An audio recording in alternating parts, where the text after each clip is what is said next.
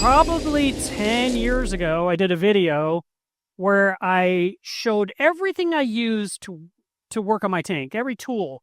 And I remember I set up my living room. I put this board in the front of my tank, and I put all these objects. And I had this one little IKEA light that I rigged with clamps to just give me some light because I didn't have real lighting yet. I don't remember if I even had a real microphone at that point. And I just described each thing. And I've never done it since. And so I thought, okay, when I go to Aquashella, I'd like to talk about some of my favorite products that I use in my tank that makes my life easier. So they're not in any particular order. They're not expensive. And you might say, oh my God, that's so commonplace. Why would you mention it? But it makes my life easier. And that's the whole point of this presentation. So I want to start off with the basics. All we got here, and I brought this up here with me because I want to have props, right? So this is a common everyday college campus approved cup, sometimes associated with ping pong balls, but I just call it the Solo cup because that's the brand. I use these things all the time. They make my life easier. First of all, they're always clean. You can get a stack of like 50 or 100 at a time. And so if I have to mix up something brand new and I want to make sure there's no chemical interaction, I grab a brand new cup. My tank sitter finds these in my house. He puts the frozen food in there that I prepared for my aquarium, adds tank water, sticks it in the microwave. It thaws really fast, and he pours food in my tank. And I can tell he microwaved it because the cup melts a little bit, and it's sitting on my kitchen counter. So these cups get multi-use. But let me tell you, my favorite use for the Solo cup is to make DIY soda ash, which is when you've baked baking soda, and then you put in a tablespoon in here, or two, depending on the size of your aquarium.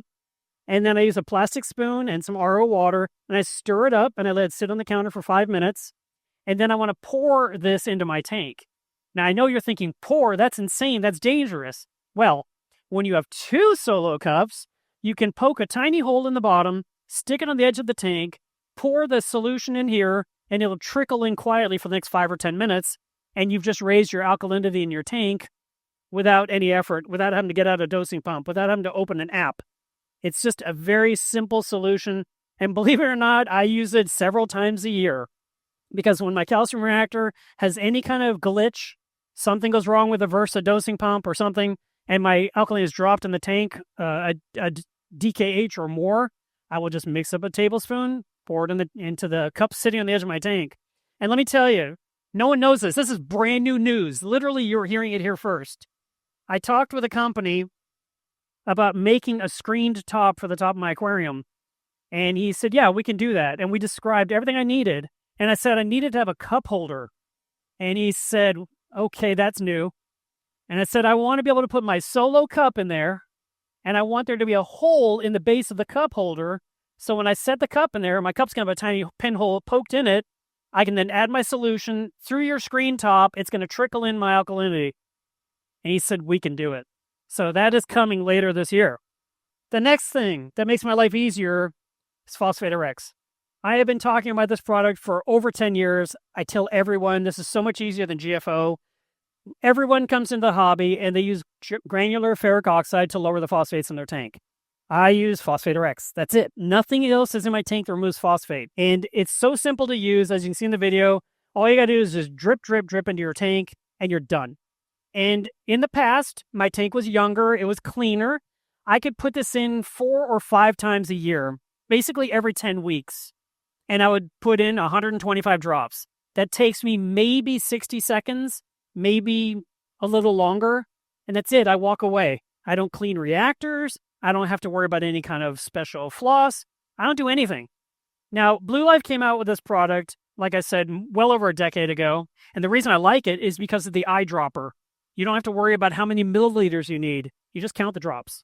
Now, I will tell you the product recommends that you use 6 drops per 10 gallons. And I don't use it at that strength. I use it less than that. So if you are wanting to use this product, you say, hey, I want to do what Marc does. I would say try your tank at 2 drops per 10 gallons. See how it goes. The next day, test your water. And if the phosphates didn't come down enough, do another 2 drops for 10 gallons. Now you're up to 4 drops per 10 gallons. You're still below their high-end recommendation of 6. Now, the only risk about using this product, or I'm not even saying this product, the ingredient inside this product, is it could affect yellow tangs. And so I want to make sure you're aware of that. But I have a yellow tang that's been through it 50 times and doesn't care. So yellow tangs are not always at risk, but there is a chance. So why does it happen? Well, this product is actually a flocculant. So when you put it into the tank, the phosphate in your water turns solid, so it can be exported through either a really fine micron filter sock, or it could just be pulled out with your protein skimmer, which is how I've always done it. My skimmer is running 24 hours a day. I put in the drops at like 1 in the morning while everything's asleep. And the tank gets cloudy. The next morning, the tank is crystal clear. And if I lift the lid of my protein skimmer and look inside, it's a little milky. And that's the flocculant that's stuck to the lid and stuck inside the cup and removed all the phosphate from the tank. Can you use it too much or too often? When I've had accidents in my tank, like an auto feeder drop all the food for an entire month in my tank in one weekend, I used it every other day for 2 weeks. And I brought the phosphates down, and I brought them down again, and I brought them down again. And they kept rising because it was coming out of the sand and coming out of the rock. And I did it again and again. And so I ended up dosing like 5 or 6 times in 2 weeks. And then my phosphates stayed nice and low again for a few months. So I really like this product, and I never, ever want to do GFO in my life. So I recommend it to everyone. And, it's one of the things I sell on my website because I like to sell the things I use. The lowly float that we have to tell everyone to buy, these things are awesome. They're like $10, and they keep your floor dry. And that should be the ultimate goal of every hobbyist, to keep the floor dry. And invariably, after they've completely flooded their home, they then say, I'm going to buy a float valve. And I just wish you could do it sooner. So the reason I like this one, this is also available on my website. This is not a sales pitch. I'm just telling you it's there. This is an adjustable float valve where you can just loosen the nut. And now you could install it. I'm sorry, it goes this way. It can be installed horizontally in the back of a container, or in a trash can or a bucket, and water's going to trickle in, and when the float rises, it just stops the water, the bucket doesn't overflow, your floor stays dry. If you were putting it in a top-off container, you can mount it in the top and set it up like this, and when the water rises, it just shuts off the water to the RO unit and stops you from getting any water into or on the floor, which is critical. The connection is perfect for RODI tubing, it's 1/4 inch. There's a couple little fittings inside there, so when you first buy one and you're unscrewing it, unscrew it over something because it's invariably going to fall out. Ideally, you want to unscrew it and put them down in the order and orientation that they are, because it'll make reassembly so much easier.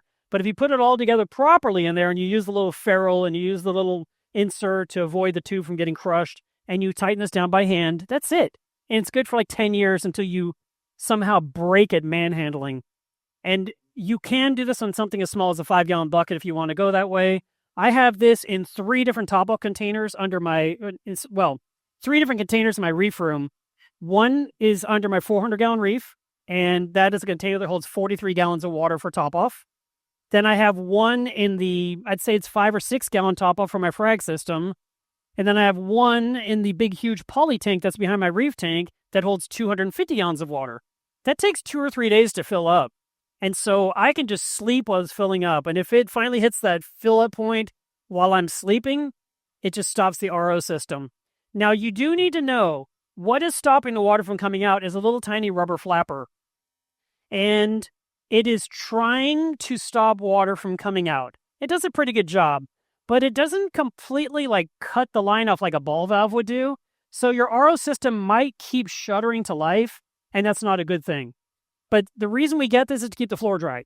So if you have a float and you suddenly hear your RO system turning off, turning on, turning off, walk over there and shut off the RO system. And now it's off until you're ready to run it again. But in the meantime, we kept the water inside the containers where we wanted it to be. This next one, if you're staying here at the hotel, you probably got one of these. I steal these every time I leave.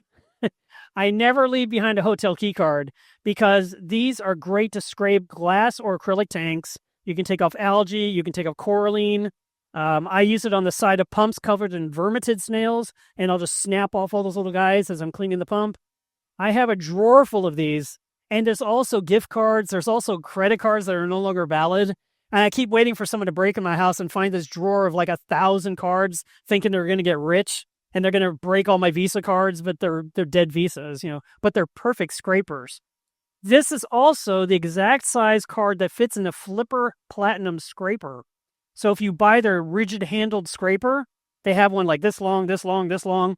You can put this in there and you can scrape your tank, from above without getting your hand wet. You can also remove it, turn it over, and put it back in and use the other side. So, you really have 4 sides of scraping. And this is also, I've done times where I'm cleaning in my sump between the baffles, and I go this direction with this side. So, it's a very practical, inexpensive solution. Next thing here, everyone should have them. They're called forceps. I think people like to think of them as tweezers. They sell them here at the show. I've seen lots of them here, different sizes to little small ones. They are so practical when you're trying to work in your tank because you can reach in and flip over a snail that's gone upside down. Okay? Don't have to get your arm all the way to your armpit to save the snail. You can help hold a frag plug that you put glue on the bottom and place it in the tank. You can retrieve things out of the tank, of course. I've used it sometimes to unclog something or to reach something on the base of a pump. And I have probably 10 different styles of this. Some have rubber tips. I find that the pure metal is better for me. The rubber doesn't seem to hold it like you would think it would hold better, but usually it doesn't really work that way. And then they have some where the tip is angled. And so that's another practical type. So if you get your hand on 2 or 3 or 4 styles, you'll be very happy. The next thing are my bone cutters, which are a specific style. So a bone cutter is pretty simple, but if you're looking at that video, you'll see that this sharp part is pointed to the off like a beak of a bird. And most bone cutters are very straight. That pointy part is the best part because it really gets under something when you're trying to trim something off. When you're trying to trim off a coral off the rock work, or you're trying to get in there and really get into a nook or cranny, that little point is great. And so whenever I go shopping for these, I always try to make sure it's got that curved point. I've had the same pair for probably 15 years. They do get a little bit rusty. You could scrub them down to their pure metal. You could put oil on them. I never do. I just keep using it. And I rinse it off when I'm done. I let it set to dry, and then I put it... Actually, I have a cleaning magnet that's mounted to my steel stand of my aquarium, and I stick it to the cleaning magnet, and it's always under the tank, so I can just grab it really quick when I need it. It's always the same place. I don't have to go looking for it. The next thing is the famous glue grenade from Pullip Labs. I got one of these about 3 or 4 years ago, and I won't buy any other glue now because of the glue grenade, just the name alone. And the reason it was called that is when you took off the lid, inside there was an inner lid like opening a can of tennis balls, and you had to pop it open, like pulling the pin on a grenade. Inside, it's just got a whole bunch of these little tubes of glue. And I actually prefer working with individual tubes, probably because I'm not a fragger and I'm not selling corals like a full-time gig. If I was doing things like Jason Fox, I'd probably have a bottle of glue this big, and I'd be putting drops on all my frag lugs. But since I'm working with just 2 or 3 corals at a time, having this type of little tube is ideal. It's always sealed, brand new. It hasn't been punctured yet, so it's not going to drip or leak. The container's completely safe. There's a little inner ring that was on this that I'm going to remove. It's very small. And then when I put the tip back on and screw it down, it will puncture the tube open. So it's built in. And then it has a little cap on the end. So if you don't use all the tube that time, you could put a cap on there and then resume a little while later. But invariably what happens with me is I do put the cap on thinking I'll use it later, but then I can't get the cap off. It glued itself shut. And so then I stab it with a toothpick or some kind of sharp nail, and I squeeze glue out of the body to get all my glue out. But I like this stuff a lot. Now, super glue gel is not a new thing to the hobby. It's been around for a super long time. It's cyanoacrylate. There is an accelerator you could purchase that you would then spray onto the subjects, the rock, and then you put your glue on the frag, and then the glue touches the accelerator, and it bonds like in 3 seconds flat. It's really incredible. But I got away from the accelerator a long time ago. I found that I just don't need to do that. It was a thing. It wasn't a gimmick. It just wasn't practical for what I do. Instead, I just use the glue, and I will put a huge amount on the bottom. If I use a whole tube, so be it, because you get 30 at a time. And then I can go ahead and I can put the glue under the water of the tank. I can press it into the rock.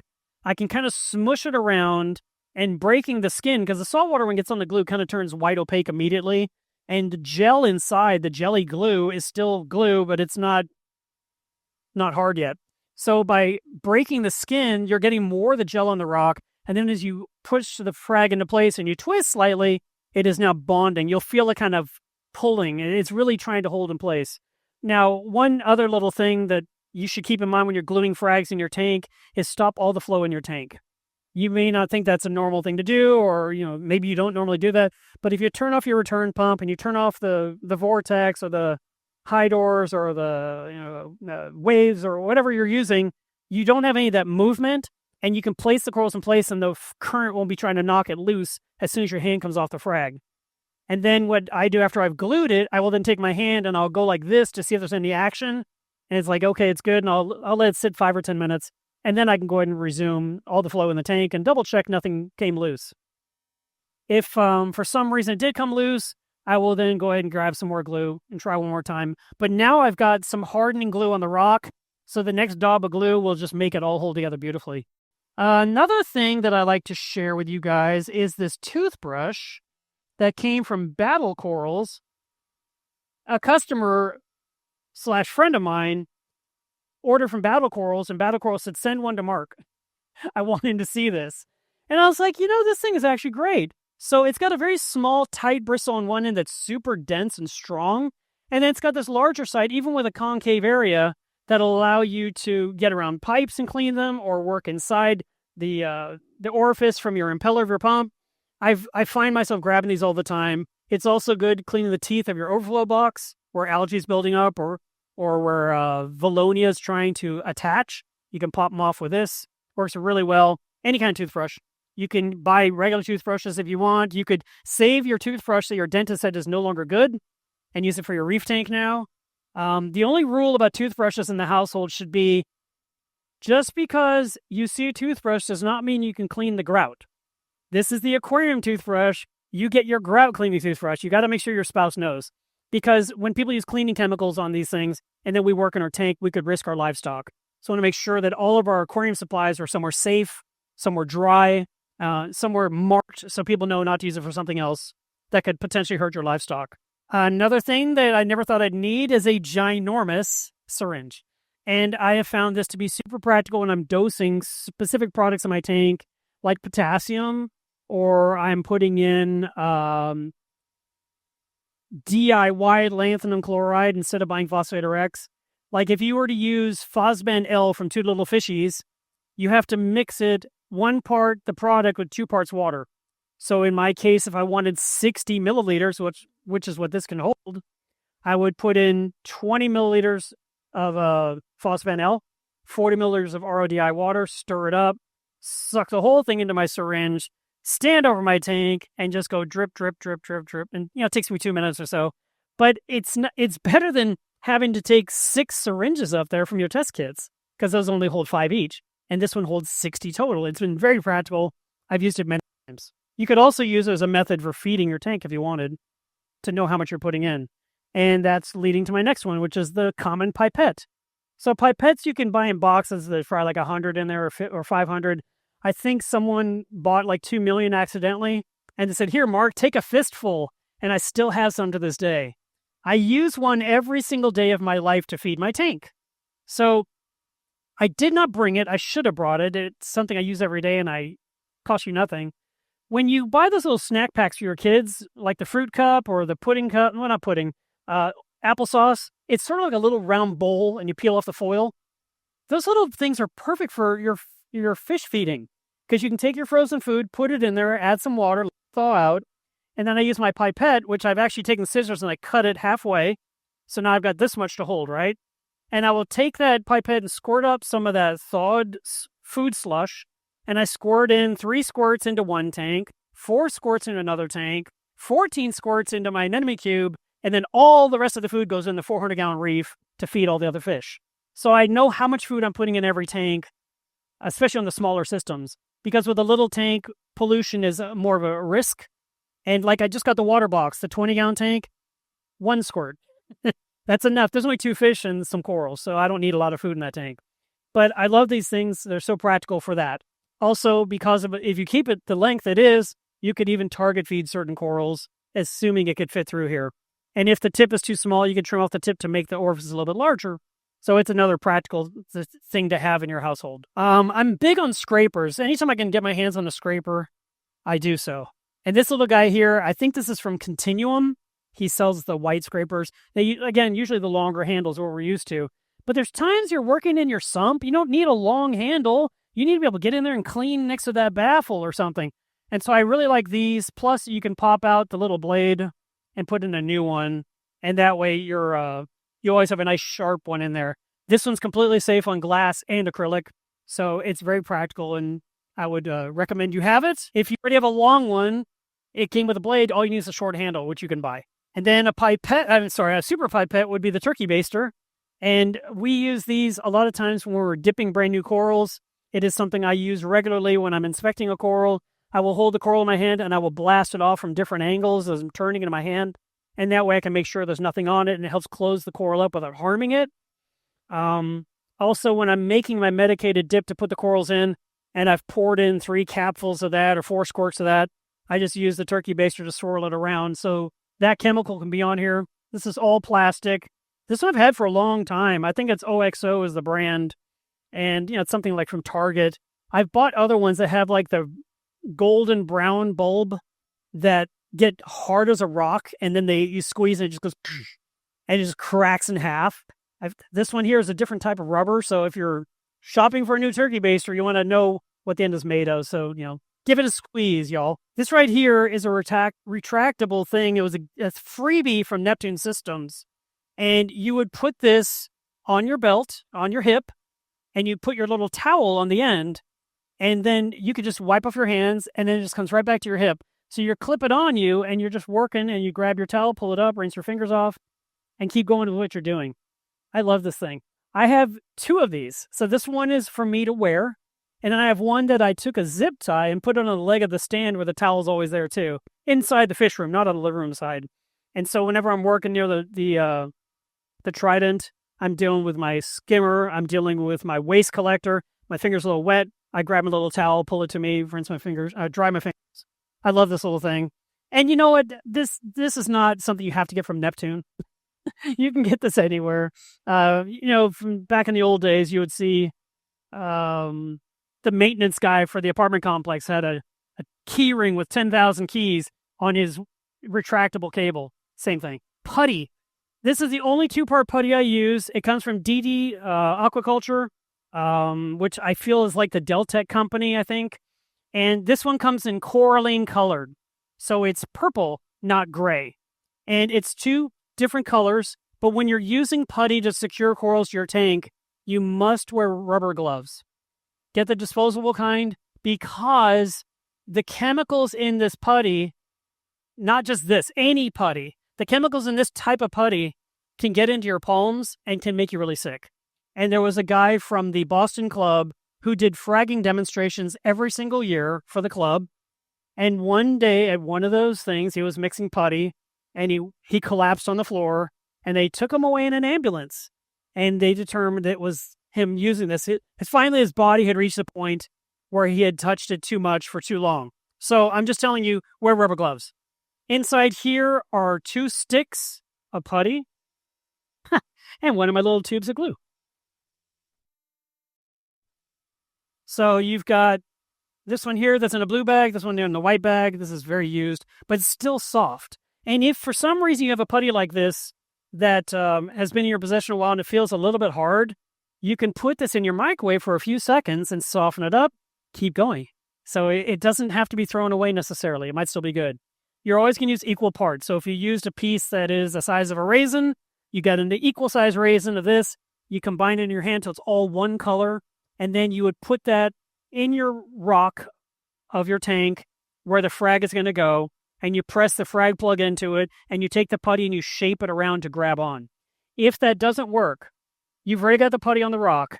You grab your little tiny tube of glue I talked about, you put that on the bottom of the frag, and you push that glue into the putty. Now you've got putty, glue, frag, and it's going to stay. And the good news is later on when you need to remove it, you get your little bone cutter with a little curved tip, and you get right under that putty and remove it all. It's like it never happened. So all these things all work together. It's super fantastic. All right. The next thing I want to show you are these super thin Mr. Clean Magic Erasers. The Magic Eraser is completely aquarium safe as long as it is the original Magic Eraser that has no chemicals added. They have 2 versions in the store when you're looking on the shelf, original and then with extra suds or something. I don't know what they call the other one. Just don't buy that. But when I was at Target, I found a whole bin of like, I don't know, 50 of these that didn't say Mr. Clean on it or anything. It's just their own knockoff of it, right? They work great. There's no chemicals. They're completely safe. And you know what you can do? You might have a cleaning magnet that's not doing a good job. You can put this between the cleaning magnet and the glass and then put the one on the outside. And this will really get your glass nice and clean, or your acrylic.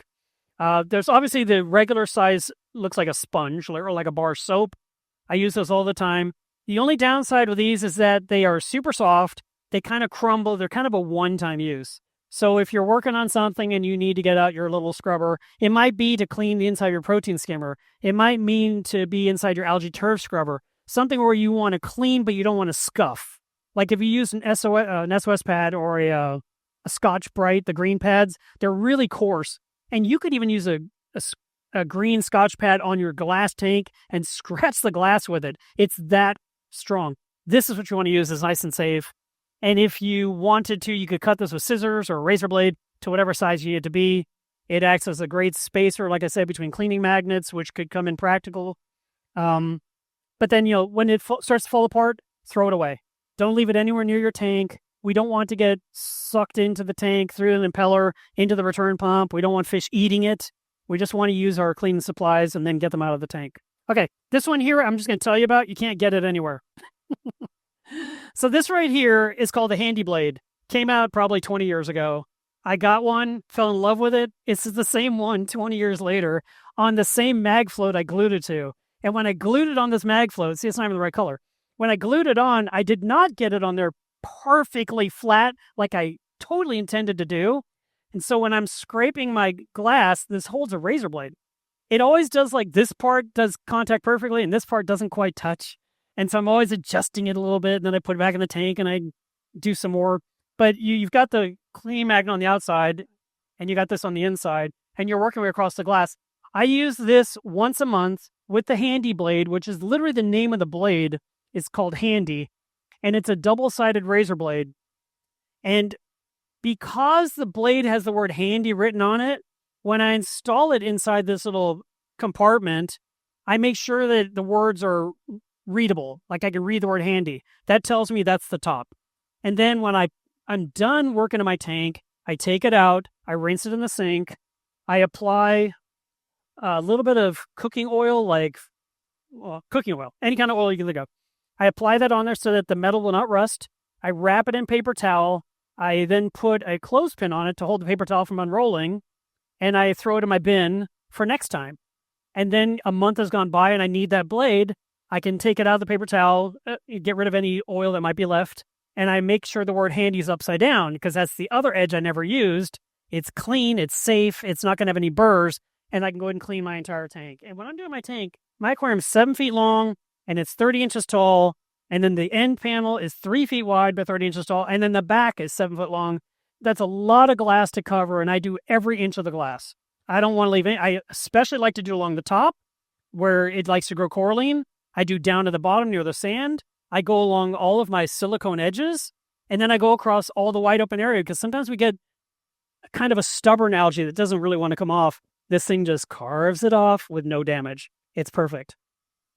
Now, I know the flipper cleaning magnets out there with scrapers, and I have used it on my tank, and unfortunately it's scratched my tank, which is why I don't use that. My glass is low iron or Starfire glass, and so I use this, which never, ever leaves a scratch. And that's why I recommend it. So if you could find something that's like this, that exists to this day, I would highly recommend it, as long as you're using proper care with your razor blades and never leaving it in the tank when you're done. You clean everything and you remove it so it can't rust in the tank and hurt the system. And then another scraper that I love, and a friend told me about this. It's on Amazon. It's colorful, easy to find. I have several. They're everywhere in my house. And inside it are replaceable all plastic razor blades. Literally looks like a double-edged razor blade with the bevel and everything. And they just fit in there and they lock into place. And this is great for stubborn coralline. This is super cheap. I think this and like a box of 100 of those orange razor blades was maybe $15 showed at my door the next day. I mean, come on. How do you not have this already? This is such a great tool. And I think it was designed for windshield installers that don't want to scratch any glass, or they have to remove the inspection sticker or whatever. I mean, I think it's for that type of scenario. Works great in an aquarium, cannot rust. It's awesome. And then this thing I've been talking about for years. So you see a tiny little bead I'm holding?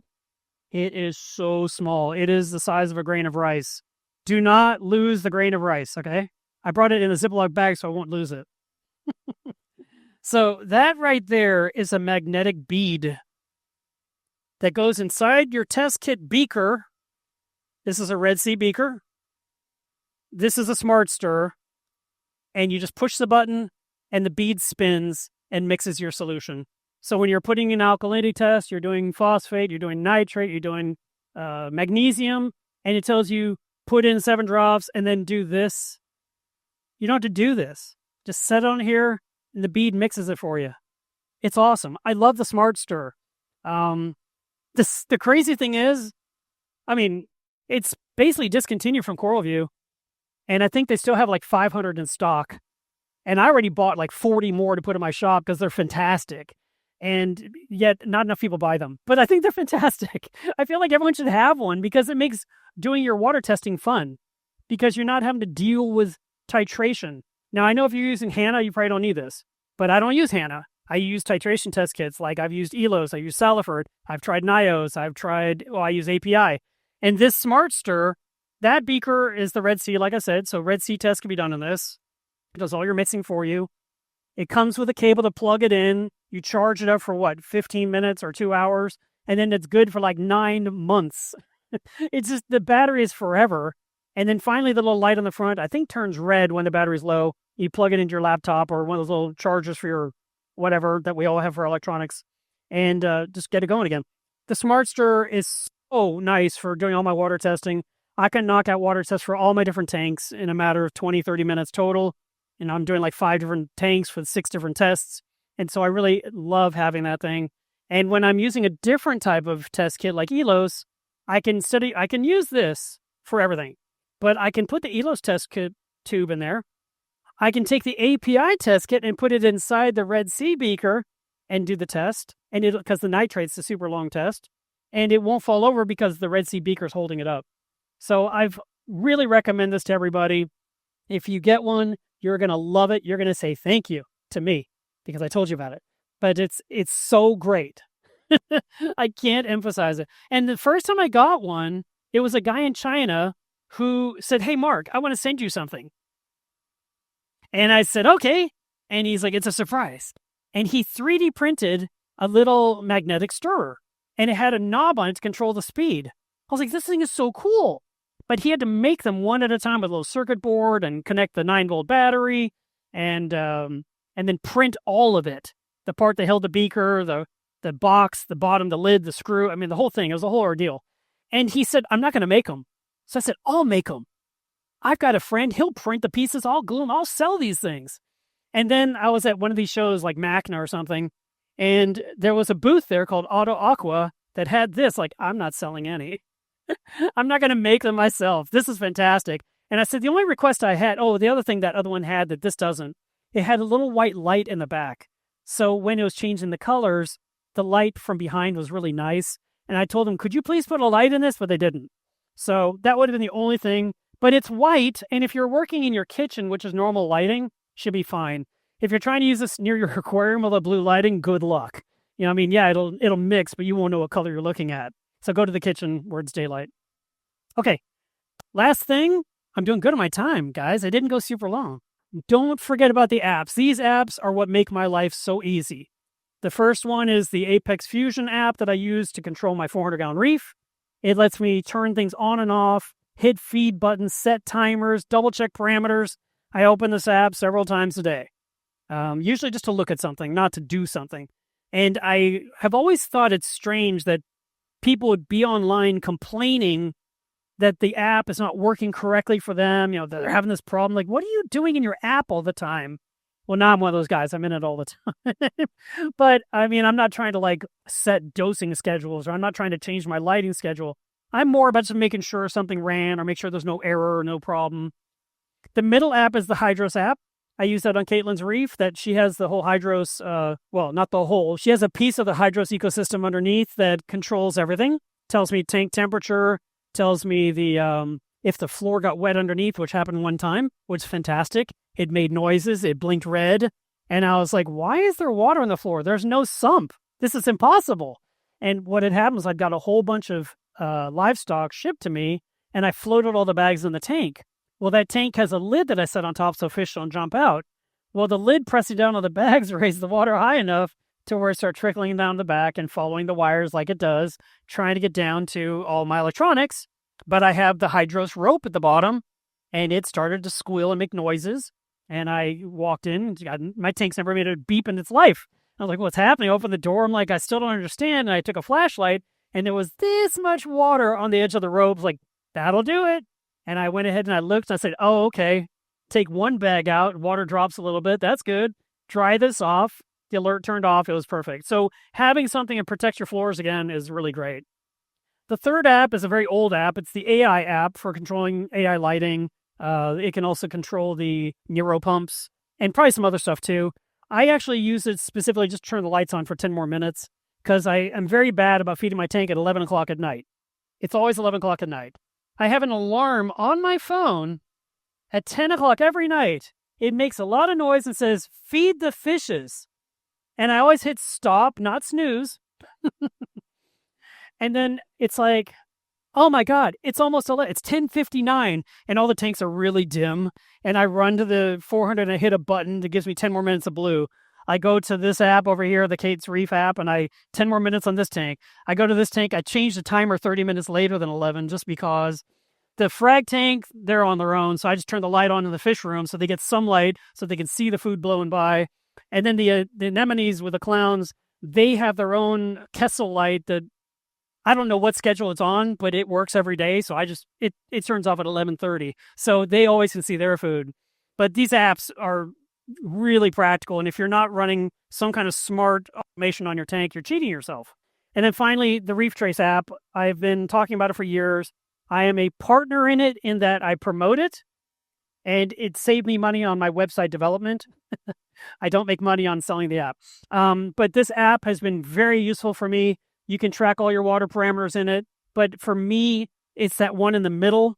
It's the notes section, because every time I do anything in my tank, I changed out or I cleaned the algae char scrubber. I put in Phosphate RX. I dosed Perdibio. I can't even see what else is on here. But I put those in there so I can double check when it was done last. You can also say when you change your RO filters or when you change your membrane, because you only do that every 2 or 3 years. So that way you can just double check things in using the app. So I highly recommend that app for keeping track of your aquarium needs. And you can keep track of multiple tanks, not just one. So if you're like a service business, you could keep water parameters for all your clients in one app. It'd be very practical. So I want to thank you very much for listening to my list of goodies. I enjoyed what I brought. I couldn't bring the big things because I came here on an airplane and they only let me have a suitcase this big.